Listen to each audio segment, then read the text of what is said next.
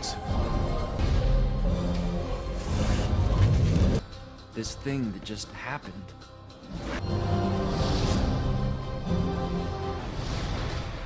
If you don't want to tell me everything, that's...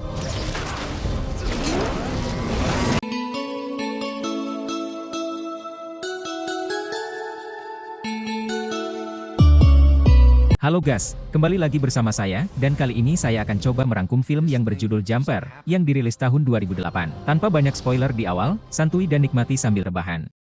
Di sebuah kota pedesaan kecil di Amerika, David tinggal bersama ayahnya yang kasar, William, tetapi tanpa ibunya, yang meninggalkan mereka saat dia berusia 5 tahun. Di sekolah, David suka bergaul dengan kekasihnya Millie, seorang gadis yang bermimpi keliling dunia. David tahu tentang mimpi ini dan suatu hari, dia memberi Millie bola salju dengan menara Eiffel di dalamnya. Millie menyukainya, tetapi momen manis itu disela oleh Mark, yang menggoda David karena bodoh dan melempar bola salju di tengah danau beku. David bertekad untuk mengambilnya kembali, tetapi ketika dia berjalan di atas es, itu tidak cukup tebal untuk menahan beratnya dan patah. Air yang membeku membawa anak laki-laki itu dan membuatnya panik hingga tiba-tiba dia menghilang dari danau, hanya untuk muncul lagi di dalam perpustakaan. Bingung dan takut, David memutuskan untuk mengabaikan apa yang baru saja terjadi dan pulang. William segera mulai meneriaki David karena terlambat, jadi David bersembunyi di kamarnya, mengunci pintu. Marah, William mulai mendorong pintu dan ketika dia akan mendobrak masuk, David menghilang dan muncul di perpustakaan lagi. Akhirnya menerima bahwa dia memiliki kekuatan super, David kembali ke rumah, mengambil tabungannya, dan melarikan diri untuk memulai hidup baru. Pertama-tama dia mampir ke rumah Millie untuk meninggalkan bola salju agar dia tahu dia masih hidup dan sehat. Selanjutnya, David pindah ke kota, menyewa kamar kumuh di sebuah motel, dan mulai menguji kekuatannya. Beberapa kali pertama dia menabrak pohon, tetapi akhirnya dia mengatasinya dengan melihat foto-foto tempat yang ingin dia kunjungi. Kunjungan pertamanya adalah ke gedung Empire State, tempat David memiliki kenangan indah tentang ibunya, Mary. Ketika dia merasa siap, David mengunjungi ban untuk mengetahui seperti apa isinya, dan pada malam hari dia berteleportasi ke dalam lemari besi untuk mencuri semua uangnya. Sementara David merayakan di kamar kecilnya, Ban menemukan perampokan itu dan Rowland muncul berpura-pura menjadi NSA. Dia memiliki pengalaman dengan kasus seperti ini dan mengetahui keberadaan Jumper, bahkan dia yakin salah satu dari mereka melakukannya. 8 tahun kemudian, David menjalani kehidupan terbaik. Dia memiliki apartemen penthouse mewah di New York yang dipenuhi dengan benda-benda mahal dan kontrol kekuatannya yang begitu baik sehingga dia menggunakannya hanya untuk mencapai dapur. Dindingnya penuh dengan gambar landmark yang memungkinkannya berteleportasi dengan mudah kemana saja di dunia untuk menghabiskan hari, seperti berpiknik di atas Sphinx. Suatu malam, dia muncul di London dan memasuki sebuah pub. Di sini dia berteleportasi ke bar untuk menjemput seorang gadis. Kecerobohan ini diperhatikan oleh Griffin, tetapi David tidak tahu dan pergi begitu saja dengan gadis itu. Sementara itu, Jumper berteleportasi di tengah hutan tropis, hanya untuk terjebak dalam jaring kabel yang terus menyeretnya dan menghentikannya berteleportasi lagi. Jebakan ini dibuat oleh Rowland dan anak buahnya. Mereka menyebut diri mereka Paladin dan memburu Jumper karena mereka pikir mereka adalah kekejian. Rowland membunuh bocah itu tanpa ragu-ragu, lalu dia mendapat telepon tentang petunjuk selanjutnya. Beberapa saat kemudian, David kembali ke apartemennya dan menemukan Rowland di sana, yang telah membawa semua catatan yang ditinggalkan David di brankas ban selama bertahun-tahun. David mencoba mengusirnya, tetapi Rowland menanggapinya dengan memukulnya dengan tongkat khusus yang menyetrumnya dengan listrik 1000 volt yang mencegah David berteleportasi lebih jauh dari beberapa kaki di dalam apartemen. Perkelahian terjadi dan setelah banyak perjuangan, David berhasil berteleportasi ke dalam ruangan tersembunyi di dindingnya, memotong kabel tongkat. Rowland mengikuti kabel dan mulai mendobrak tembok,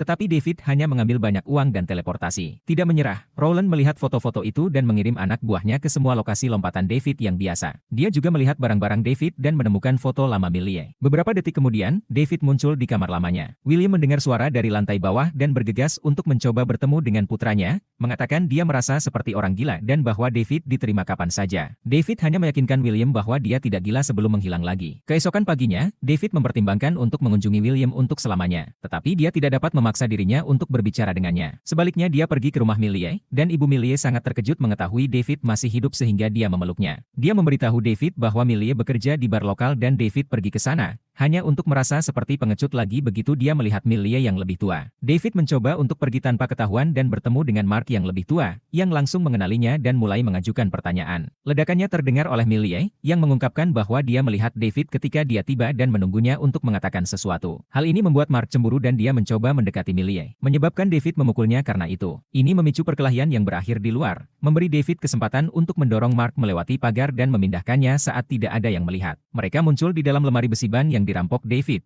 dan David mengancam Mark dengan lebih buruk sebelum dia melompat, meninggalkan Mark di lemari besi sebagai hukuman. Setelah itu, David kembali ke bar dan akhirnya mengobrol dengan Millie, yang membatalkan impiannya untuk bepergian karena harus menghadapi kenyataan memiliki pekerjaan. David memberitahunya bahwa dia bekerja di perbankan dan mengundangnya untuk datang ke Roma bersamanya, yang jelas diterima oleh Millie. Semua ini didengar oleh Griffin, yang entah bagaimana juga ada di bar. Sementara itu Roland tiba di kantor polisi berpura-pura menjadi CIA dan meninju detektif itu ketika dia tidak dipercaya. Kemudian dia menginterogasi Mark, berjanji dia percaya cerita gila tentang teleportasi. Lega telah menemukan sekutu, Mark memberitahu Roland segalanya tentang David dan Millie. Roland segera memanggil anak buahnya untuk mengirim mereka ke Italia. Beberapa jam kemudian, David dan Millie tiba di Roma dan check-in di sebuah hotel yang sangat mewah. Millie mulai mencurigai pekerjaan David yang sesungguhnya, tetapi dia bersumpah tidak berbohong. Keduanya akhirnya menjadi lincah beberapa saat sebelum akhirnya meninggalkan hotel dan menikmati keindahan Roma sementara Griffin mengawasi mereka dari jauh. Akhirnya David dan Millie mencoba memasuki Colosseum, tapi sudah ditutup untuk hari itu. Saat Millie terganggu, David berteleportasi ke dalam untuk membuka pintu samping dan berpura-pura menemukannya seperti itu. Pasangan itu berkeliling dan menikmati sejarah di balik pemandangan ini, dengan David melakukan trik yang sama setiap kali mereka menemukan pintu yang terkunci. Saat dia mencoba mendapatkan akses ke area bawah, dia menabrak Griffin yang sedang buang air di pilar. David mencoba untuk mengabaikannya, tetapi Griffin tiba-tiba berteleportasi di depannya dan mengungkapkan bahwa ada pelompat di seluruh dunia. Griffin memarahi David karena membawa bukan pelompat ke sini dan dengan ceroboh melompat-lompat karena dia mendapatkan perhatian orang yang salah. Pada saat itu, Paladin memasuki Colosseum dan mulai mengejar anak laki-laki. David langsung disetrum dengan tongkat dan dia tidak bisa bergerak,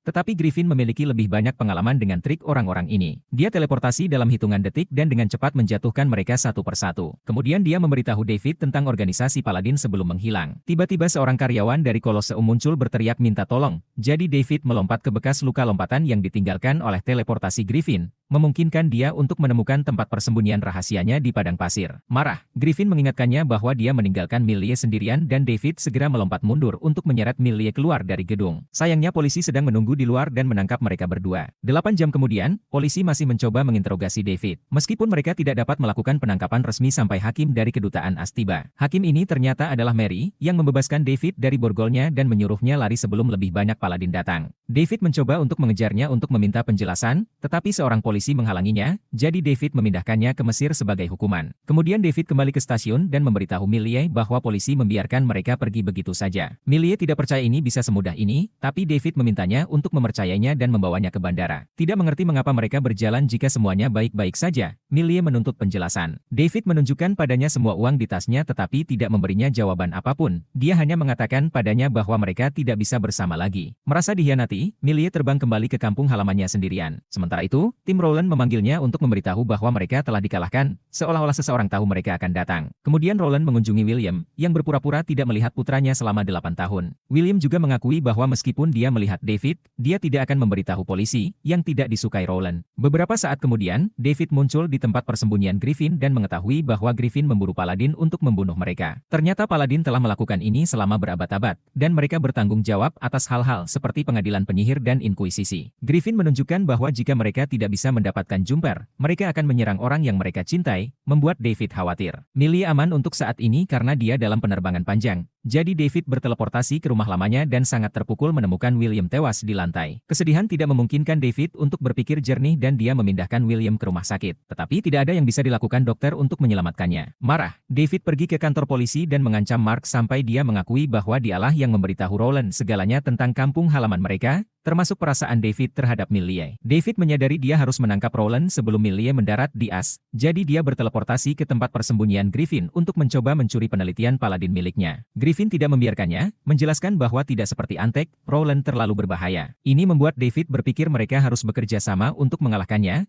tetapi Griffin menolaknya, dengan mengatakan bahwa ia lebih memilih untuk bekerja sendiri. Kemudian Griffin berteleportasi ke Tokyo dan David mengikutinya untuk terus mengganggunya tentang kerjasama. Griffin lebih suka mencuri bekas luka untuk bersenang-senang, dan mengajak David, menunjukkan kepadanya bagaimana dia bisa membuat mobil melompat di jalan. David tidak pernah melakukan hal sebesar ini, dan Griffin mengaku pernah mengenal seorang pria yang mencoba meneleportasikan seluruh gedung tetapi mati dalam prosesnya. Setelah David meminta untuk kesekian kalinya, Griffin menerima untuk bergabung selama David tidak menghubunginya lagi. Setelah itu, mereka berdua berteleportasi ke bandara, tapi sudah terlambat. Millie sudah mendarat dan pergi. David pergi ke bar untuk menanyakannya, dan seorang pramusaji memberitahunya bahwa Roland juga menanyakan Millie. Selanjutnya David berteleportasi ke apartemen Millie dan merasa lega saat mengetahui bahwa dia baik-baik saja. Millie tidak ingin melihatnya, tetapi David dapat mendengar para Paladin mendekat, jadi dia mulai mengakui semuanya, berteleportasi untuk mengambil bola salju di rak untuk membuktikannya padanya. Ini membuat Millie ketakutan dan dia mencoba melarikan diri. Jadi David tidak punya pilihan selain menangkapnya dan membawanya ke tempat persembunyian Griffin. Hal ini membuat Griffin geram karena dia tahu para paladin memiliki mesin yang memungkinkan mereka untuk membuka lubang cacing di bekas luka akibat lompatan. Sementara itu, Roland dan anak buahnya tiba di apartemen Millie dan melakukan persis seperti yang ditakuti Griffin. Sambil menunggu lubang cacing terbuka, anak laki-laki itu bersembunyi, dan David menemukan bahwa penelitian Griffin termasuk ibunya sendiri karena Mary juga seorang paladin. Saat itu, Roland datang dan menangkap David dengan kabel listriknya. Saat dia akan membunuhnya, Griffin memotong dengan penyembur api dan mulai melawan Roland. Untuk mengimbangi penggunaan teknologi Roland, Griffin berteleportasi ke kota untuk mengambil bus dan membawanya kembali, sehingga jatuh menimpa Roland. Sayangnya Roland baik-baik saja. Jadi Griffin menggunakan penyembur api lagi untuk mendorongnya kembali ke lubang cacing, lalu mengikutinya untuk terus melawannya di apartemen Millie. Sementara itu Millie memotong kabel untuk menyelamatkan David dan membuatnya berjanji akan meninggalkannya sendirian setelah membawanya pulang. David menerima tetapi juga mengakui bahwa dia adalah satu-satunya cintanya sejak mereka masih kecil. Momen manis itu diinterupsi oleh Griffin, yang kembali dengan mesin paladin, mengira mereka tidak akan diikuti lagi. Namun Roland menggunakan bekas luka lompatan Griffin di sebelah kiri untuk meluncurkan kail yang menangkap Millie dan membawanya ke apartemen tepat sebelum bekas luka itu menutup. David ingin pergi untuk menyelamatkan Millie, tetapi Griffin mulai menyiapkan bom untuk membawanya ke apartemen dan membunuh semua paladin untuk selamanya, tidak peduli jika Millie juga mati dalam prosesnya. Tidak mau kehilangan Millie, David mengambil bom itu dan menjatuhkannya di Colosseum. Griffin segera mengikutinya dan mereka berdua mulai memperebutkan detonator saat mereka berteleportasi ke seluruh dunia. Akhirnya mereka berhasil mencapai puncak Empire State Building, jadi David membuang detonatornya dan mereka harus melompat mengejarnya. Serangkaian lompatan baru dimulai, dan Griffin menteleportasikan sebuah truk untuk menabrak David saat mereka sampai di medan perang ceknya. Mengabaikan perang di sekitar mereka, Griffin mengambil detonatornya,